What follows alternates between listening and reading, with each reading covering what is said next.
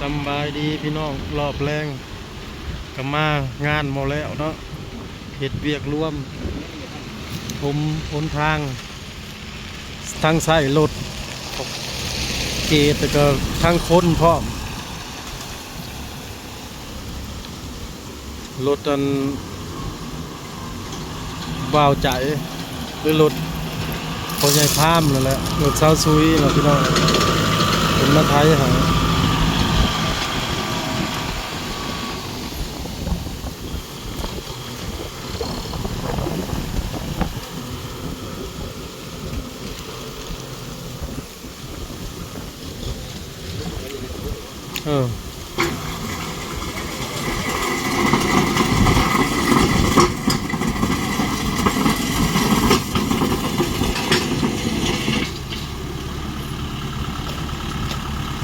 เป็นมาช่วยบ้านเฮาพี่น้องทางบ้านหาเอารถมาซอยให้ผ่านเมื่อประมาณนี้นะ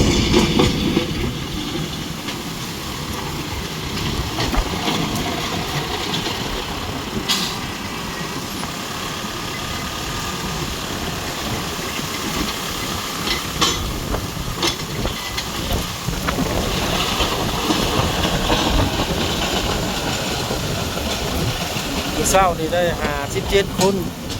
ยิง22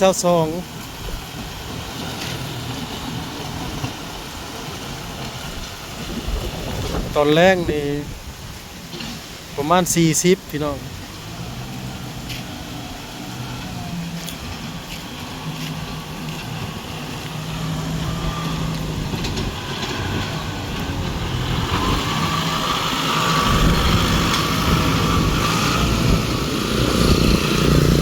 ไปเลยเบิ่งเด้อ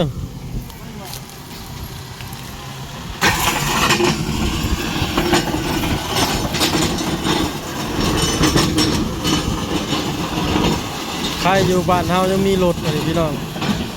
ได้มาซอยเวียกรวมซอยบ้านซอยเมืองนำ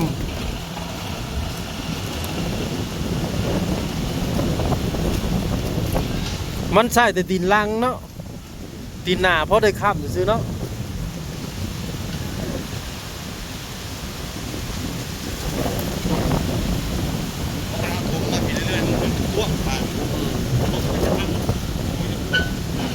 ห่วงเลย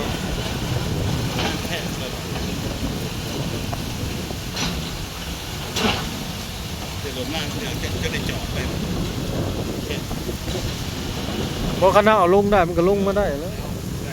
ทมบ้านเนี่ยทมย้ำมาพี่อีก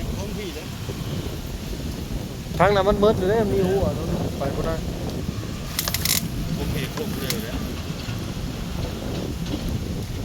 คือสิเฮิงเติบอยู่บ้าน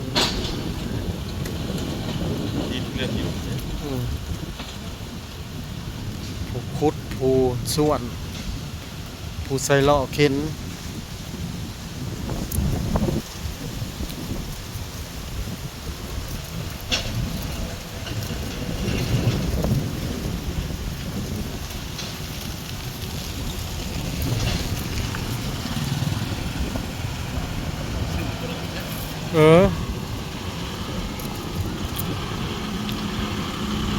มันบ่มีบอลดูดแล้วก็หามันยาแล้วเนี่ย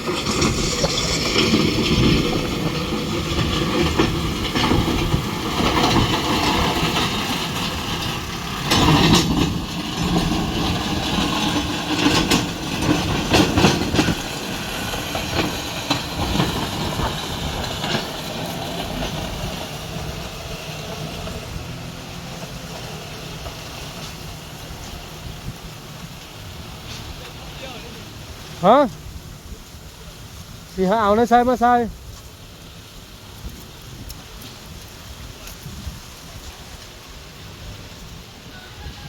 มันลอก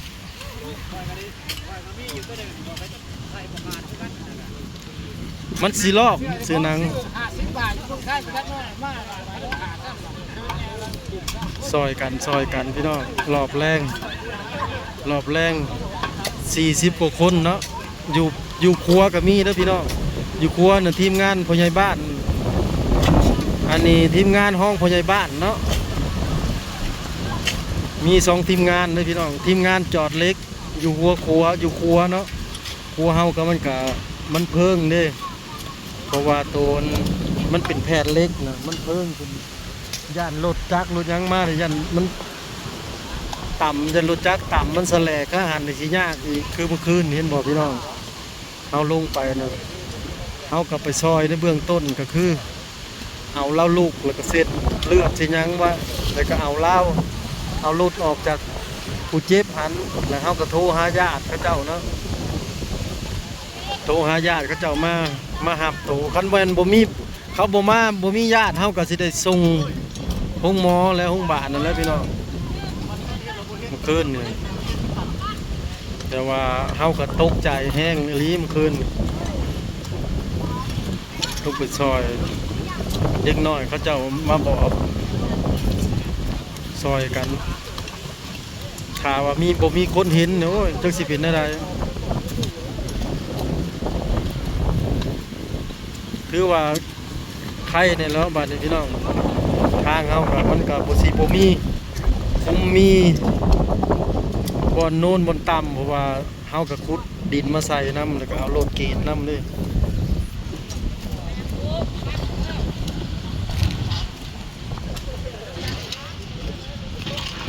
ฮะเขาจะเหยียบอยู่บ่มันเขาจะปบจังบ่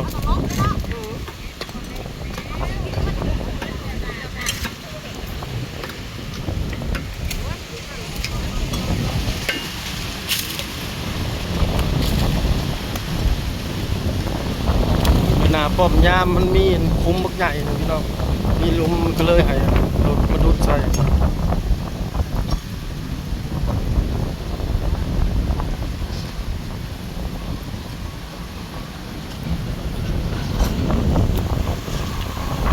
ให้เขามาใส่นี่น้ำเลย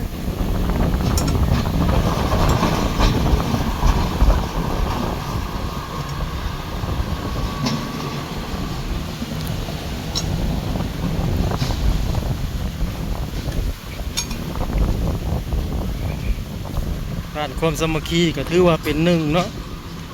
บ่เป็นร้องไผ่พี่น้องคุมน้ำโมงเฮาถ้าว่าเฮ็ดเวียกแล้วก็